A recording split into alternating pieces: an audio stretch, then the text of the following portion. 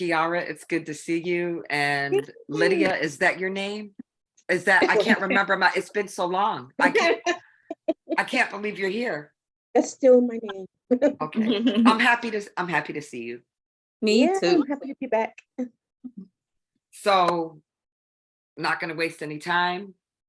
The topic that we're going to be talking about today is how are people making it now?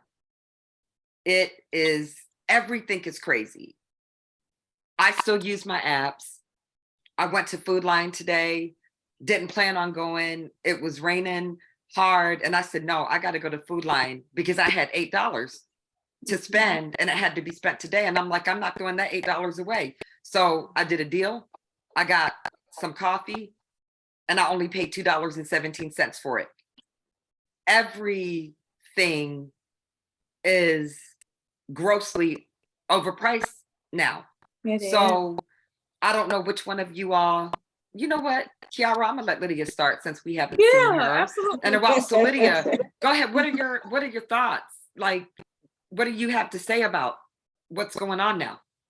Look, I have a lot of thoughts on this one because I talk to people all day long. I talk to people who are literally making 50,000 or less to people who are making 50 million and more. That's the vast scale of thing. And I'm going to tell you, every single person, I have not had one, they're all trying to cut costs because everything is going up.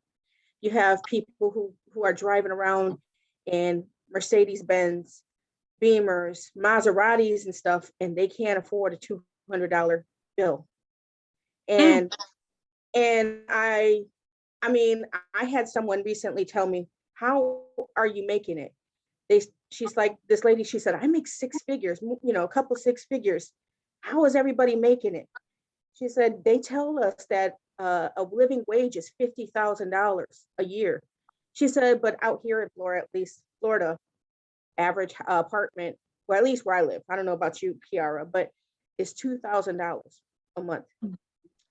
And if you're making 50,000, subtract taxes, that's 35. Subtract 24,000 for rent, you're left with $11,000 a year to live off of for utilities, food, your car note, anything else you have. That's nothing. That's But a drop in the bucket. Lydia and Kiara, no disrespect. I used to live in Florida, but can I just say, as a whole, everything in Florida is fucking out of control and over the top. Oh yeah, we know that. It's no disrespect. I'm not originally from here anyway. But yeah, like, but it is out of control in Florida. You get hit from many sides, not just financially because of inflation, but also their decisions as far as certain bills and all the things. But kind of piggybacking on what Lydia said about how are people making it. Honestly, I don't know. By hanging on by a thread. I mean, I really, in a nutshell, it just feels like everybody is just doing the best that they can and hanging on by a thread. And, I'm a big mental health person, right? Like that's my field. And finances really do impact people's mental health, which impacts people's physical health.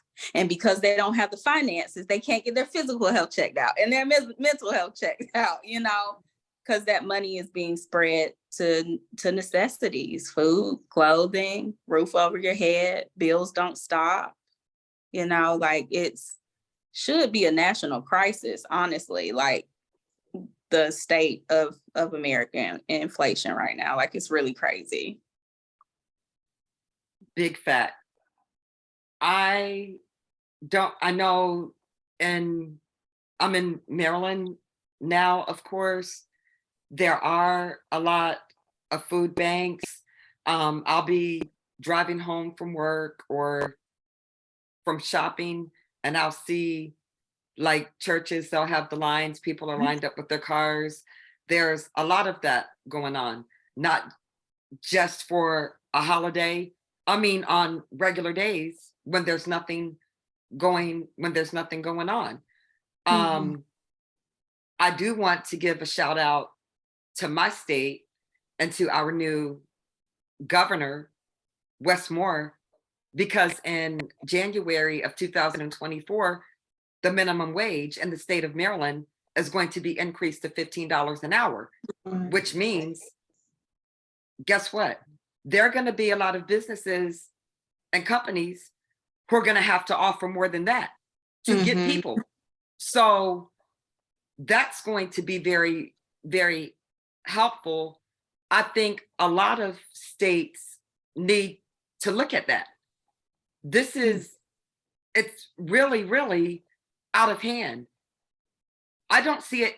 I don't know how this is going to end. I don't see it in sight. I really don't. And so to close it out, Lydia and Kiara, I don't know if you have anything you want to, add to that. Also, don't know if you have any tips that you might want to pass on. Yeah, I was just kind of thinking about, you made some really good points about food banks running not just only on holidays and different things. Get in tune with your local resources. I mean, the resources are out here. As far as how scarce they are, I'm not quite sure, but that's definitely something that maybe I can provide, in the little link or something like that.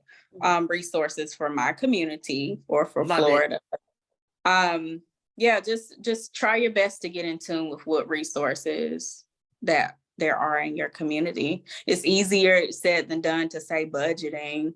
So I'm not even going to say that. Yeah, that's for such sure. a cliche. That's such a cliche answer, and it's kind of a bullshit answer. It's just like the go-to, because that's easier said than done. Things come up. People have, random fixes that they have to make to their cars or to their homes, or health issues. So budgeting, try the best that you can, but that's not always a given. And I know, Vonda, for you, apps, your apps where you can save. I know that you make sure you hit home on that. Okay. I do. You're yes. gonna use the app.